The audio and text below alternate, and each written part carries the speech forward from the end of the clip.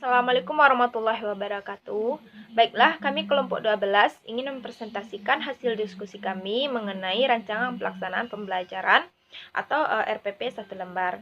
Nah, di sini kami mengambil dengan RPP-nya yaitu Satuan Pendidikannya MTSN 1 Agam dengan materi pembelajaran Akidah Akhlak kelas 7 semester 1 dengan materi pokok pembelajarannya yaitu Akidah Islam dengan durasi waktu 1 kali pertemuan atau 1 kali 15 menit. Nah, di sini adapun poin-poin pentingnya. Yang pertama adalah tujuan pembelajaran.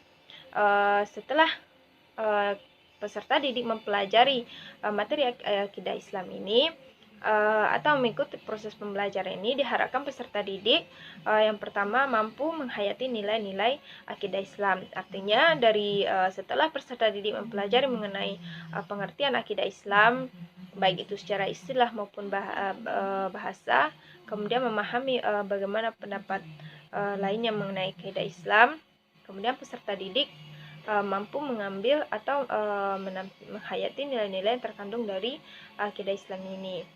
Nah, yang kedua adalah peserta didik mampu menampilkan perilaku orang yang mengamati akidah Islam dalam kehidupan sehari-hari. Artinya, peserta didik diminta untuk mengamati atau menghayati kejadian dalam kehidupan sehari-hari yang mengenai akidah Islam ini dan mampu berperilaku sesuai dengan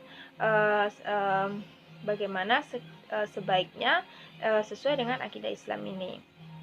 Yang ketiga, peserta didik mampu memahami dalil, dasar, dan tujuan dari akidah Islam ini. Artinya setelah peserta didik mempelajari dasar-dasar, kemudian mengetahui dalil dan apa tujuan dari akidah Islam ini. Artinya setelah peserta didik mempelajari dasar-dasar, kemudian mengetahui dalil dan apa tujuan dari akidah Islam ini, kelak peserta didik setidaknya dia memahami apa yang menjadi sumber atau dasar dari akidah Islam ini. Seperti yang kita ketahui bahwa akidah Islam ini ada 6, yaitu iman kepada Allah, malaikat, para rasul, para nabi dan rasul, kitab, qada dan qadar, dan hari akhir.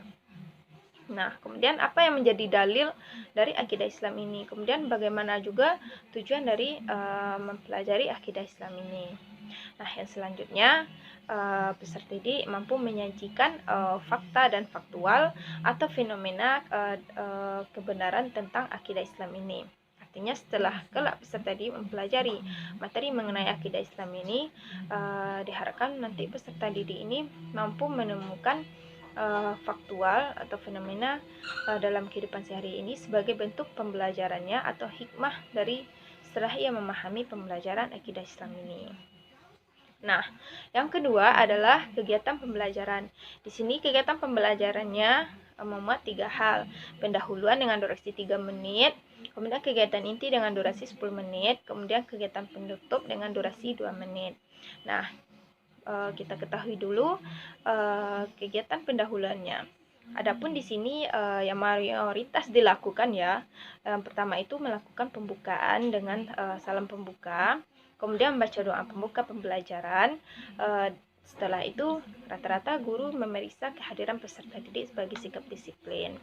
Nah, yang kedua biasanya guru melakukan pengaitan antara materi atau kegiatan pembelajaran yang dilakukan terhadap peserta didik sebelumnya dengan pembelajaran selanjutnya. Nah, demikian saja penjelasan dari saya. Selanjutnya akan dijelaskan oleh rekan saya. Sekian dan terima kasih. Lanjut kepada kegiatan pembelajaran, kegiatan inti berdurasi waktu 10 menit. Pemberian stimulus terhadap peserta didik. Biasanya peserta didik mengamati materi yang ada dalam buku mengenai akidah Islam.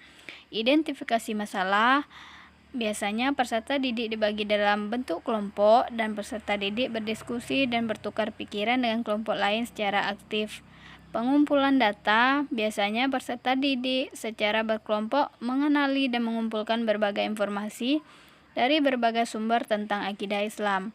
Pengolahan data dan pembuktian.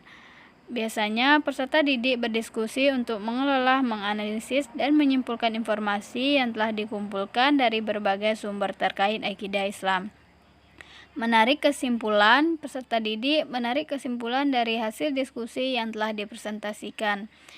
Kegiatan pembelajaran penutup dengan durasi waktu 2 menit, biasanya peserta didik dan guru merefleksi dan menarik kesimpulan dari hasil kegiatan pembelajaran. Lanjut kepada guru memberikan apresiasi terhadap presentasi peserta didik, dan yang terakhir guru menutup pelajaran bersama peserta didik dengan membaca doa sebagai bentuk selesainya kegiatan pembelajaran.